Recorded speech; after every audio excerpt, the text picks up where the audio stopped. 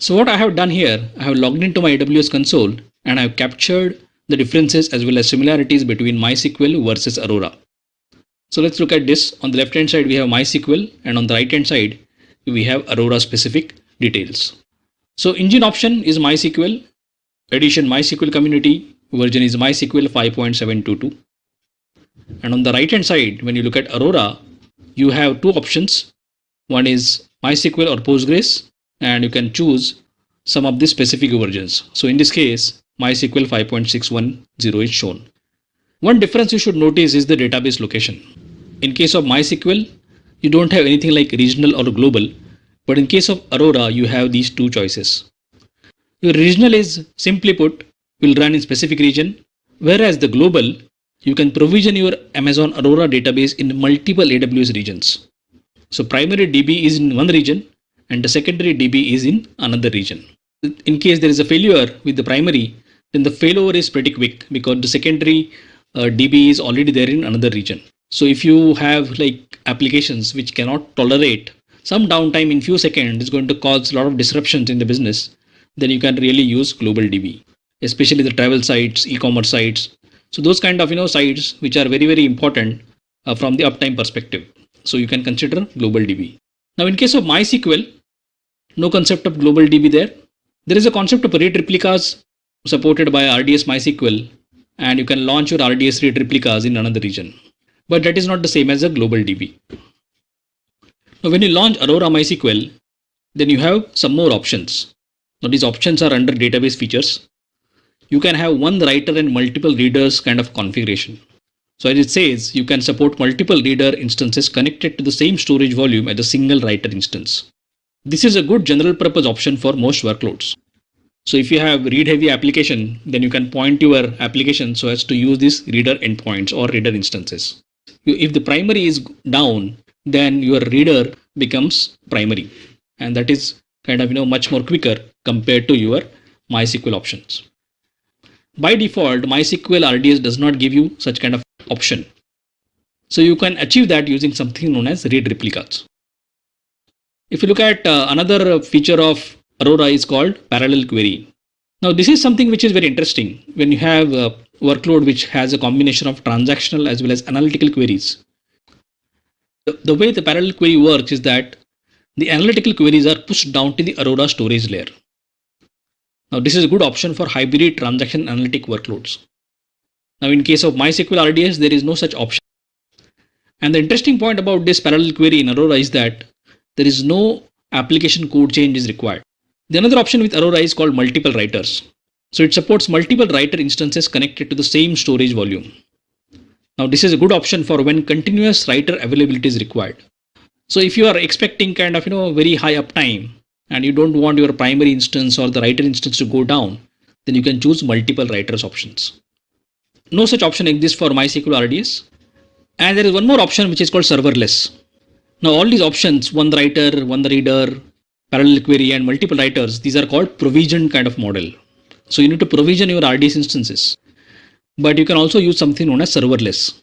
In this case, you don't have to really provision any instances. You just specify the minimum and maximum amount of resources required, and Aurora scales the capacity based on the database load. Now this is good option for intermittent or unpredictable workloads. So if you are actually doing any kind of development, doing testing, or if you want to do some kind of demos, then you can really use serverless. So in case of serverless, you don't really have to really keep your server up and running 24/7. So whenever there is a demand, the serverless Aurora is going to adjust the capacity as required. We will compare these various features in more detail in subsequent videos.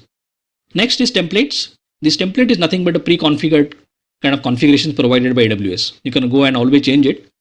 So MySQL provides a production where you can use multi-AZ deployment model.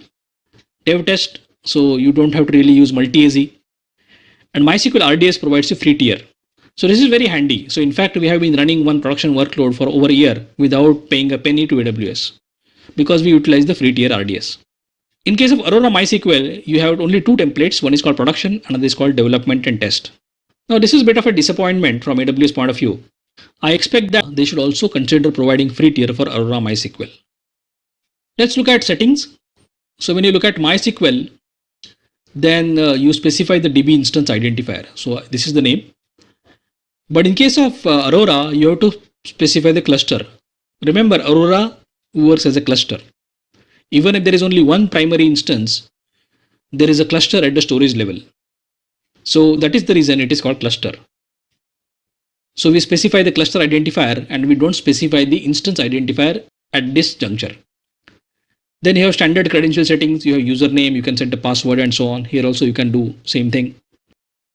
In MySQL, there are like currently 3 classes are supported. One is called standard, memory optimized, and the third one is burstable class.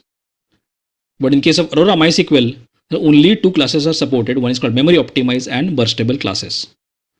So if you are doing any kind of R&D, if you want to just explore Aurora, then you can use burstable classes, which is going to be very handy and useful to you. And for production grade environments, use your memory optimized classes.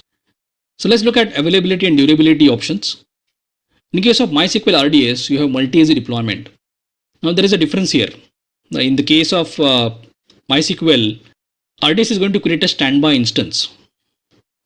So in case your primary instance is down, then the standby instance will be used for serving the traffic. In case of multi-AZ of Aurora MySQL, it creates an Aurora read replica. Now this is different than what happens in MySQL RDS. So in case of Aurora failover, then this Aurora replica or the reader node is promoted as a writer instance or a primary instance. Let's look at the storage differences. In the case of MySQL RDS, you have to allocate the storage. In case of Aurora SQL, no storage provisioning is required. You don't have to really say that I am basically interested in 100 GB or so on. And Aurora automatically scales in increments of 10 GB up to 64 terabytes. And the another difference is that you pay only for the used storage. But in case of MySQL RDS, you have to pay for allocated storage. Now MySQL, it also provides a storage autoscaling. Now this is very good feature where you can enable storage autoscaling and you can also put a maximum storage threshold. So you can go up to like 64 terabyte here as well for MySQL. Connectivity options, you can have your MySQL running in VPC. You can't change the VPC selection once the database is created. That is true for both the cases. Additional connectivity options are also same. So here you specify something known as subnet group. So one subnet must belong to one AZ and another subnet should belong to another AZ.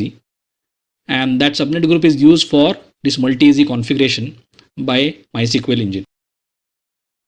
Database authentication, it's pretty much the same. You can use password authentication or you can also use password and IAM database authentication. Database options, we have seen earlier that we have to specify the cluster name. That is something which we have provided earlier.